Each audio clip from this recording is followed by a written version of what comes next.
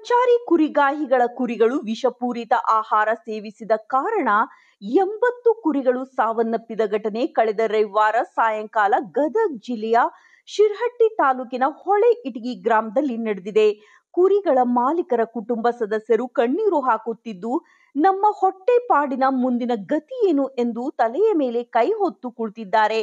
ಹೊಳೆ ಇಟಗಿ ಗ್ರಾಮದ ಕುಬೇರಪ್ಪ ಬುರುಡಿ ಎಂಬುವರ ಜಮೀನಿನಲ್ಲಿ ಕುರಿಗಳ ಸಾಮೂಹಿಕ ದುರಂತ ಸಾವು ಸಂಭವಿಸಿದೆ. ಸಾವನ್ನಪ್ಪಿದ ಕುರಿಗಳು ಚಿಕ್ಕೋಡಿ ಮೂಲದ ಸಂಚಾರಿ ಕುರುಬ ಪದ್ಮಣ್ಣ ಪೂಜಾರಿ ಎಂಬುವರಿಗೆ ಸೇರಿವೆ ಎಂದು ಮಾಹಿತಿ ಲಭ್ಯವಾಗಿದೆ.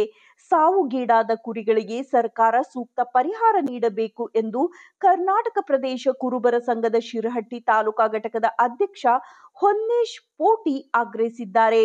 ವರದಿ ಚಂದ್ರಶೇಖರ್ ಸೋಮಣ್ಣನವರ್.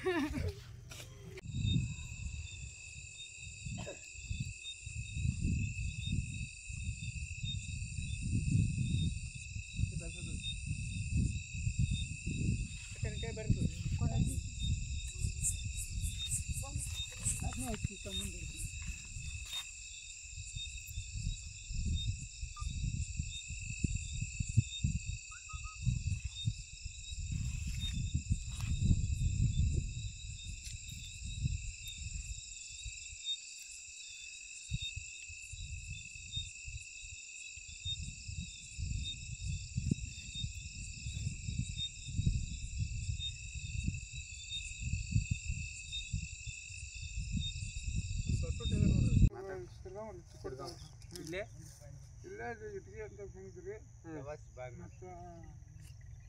ಮೆಸ್ಕೊಂತ ಬಂದಿವ್ರಿ 100 ಕುರಿ ಇದ್ದವ್ರಿ. ಏನೋ ಆಗಿ ಸತ್ತು ಬಿಡ್ರಿ ಎಲ್ಲ ಎತ್ತಕ್ಕೆ ಒಂದು 80 ಕುರಿ. ಎಷ್ಟೊತ್ತಿಗೆ ಆಗಿದ್ದು? 6 ವರ್ಷ ಸುಮಾರು. 6 ವರ್ಷ ಸುಮಾರು ಸಾಯಂಕಾಲ